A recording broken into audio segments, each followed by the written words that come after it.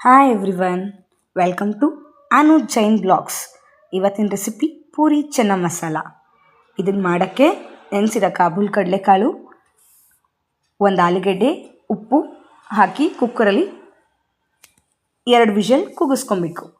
ಅದಾದಮೇಲೆ ಬೆಂದಿರೋ ಆಲೂಗೆಡ್ಡೆನ ಸಿಪ್ಪೆ ತೆಗೆದು ಸ್ಮ್ಯಾಶ್ ಮಾಡ್ಕೊಬೇಕು. ನೆಕ್ಸ್ಟು ಒಂದು ಬಾಣಲಿಗೆ ಎಣ್ಣೆ, ಜೀರಿಗೆ, ಕಟ್ ಮಾಡಿರೋ ಈರುಳ್ಳಿ ಹಾಕಿ ಫ್ರೈ ಮಾಡಬೇಕು.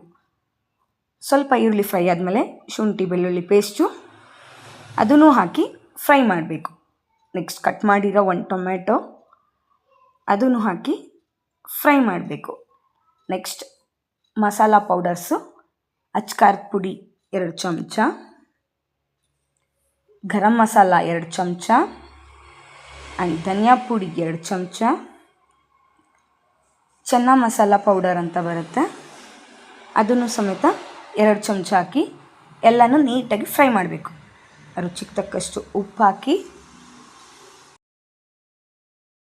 ಆಲ್ರೆಡಿ ಬೇಯಿಸಿರೋ ಕಾಬೂಲ್ ಕಡಲೆಕಾಳನ್ನ ಆ ಮಸಾಲ ಪೌಡರ್ ಜೊತೆಗೆ ಹಾಕಿ ಮಿಕ್ಸ್ ಮಾಡಬೇಕು. ಬೆಂದಿರೋ ಆಲೂಗೆಡ್ಡೆನೂ ಬಾಣಲಿಗೆ ಹಾಕಬೇಕು. ನೆಕ್ಸ್ಟ್ ಕೊತ್ತಂಬರಿ, ಹಸಿಮೆಣಸಿನ್ಕಾಯಿ, ಕರಿಬೇವಿನ ಸೊಪ್ಪು ಎಲ್ಲ ಹಾಕಿ ಫ್ರೈ ಮಾಡಿ ಮುಚ್ಚಳ ಮುಚ್ಚಬೇಕು. 10 ನಿಮಿಷ ಅದು ಕುದಿಬೇಕು ಚೆನ್ನಾಗಿ. ಅದು ಕುದ್ದುತ್ತಾ ಆಮೇಲೆ ಗಟ್ಟಿ ಬರುತ್ತೆ. ಕನ್ಸಿಸ್ಟೆನ್ಸಿ ನಿಮಗೆ ಯಾವ್ದು ಬೇಕೋ ಆ ಕನ್ಸಿಸ್ಟೆನ್ಸಿ ಮಾಡ್ಕೊಬೋದು.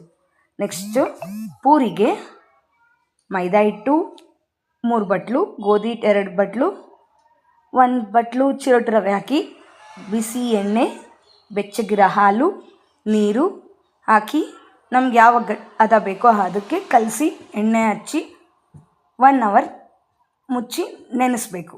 ಅದಾದಮೇಲೆ ಎಣ್ಣೆ ಕಾಯಕ್ಕಿಟ್ಟು ಪೂರಿಗೆ ಸಣ್ಣ ಸಣ್ಣ ಉಂಡೆ ಮಾಡ್ಕೊಂಡು ಅದನ್ನು ನಮಗೆ ಯಾವ ಶೇಪ್ ಬೇಕೋ ಆ ಶೇಪಲ್ಲಿ ರೌಂಡಾಗಿ ಹರ್ಕೊತ ಕಾದಿರೋ ಎಣ್ಣೆಗೆ ಪೂರಿನ ತೇಲಿಸ್ಬೇಕು. ನೋಡಿ, ಅದಾದ ಸರಿ ಇದ್ದರೆ ಪೂರಿ ಏನು ಪ್ರೆಸ್ ಮಾಡೋದೇ ಬೇಡ, ಹಿಂಗಂದರೆ ಸಾಕು, ಎಷ್ಟು ಚೆನ್ನಾಗಿ ಉಬ್ಬುತ್ತೆ. ಅದಾದಮೇಲೆ ಸರ್ವ್.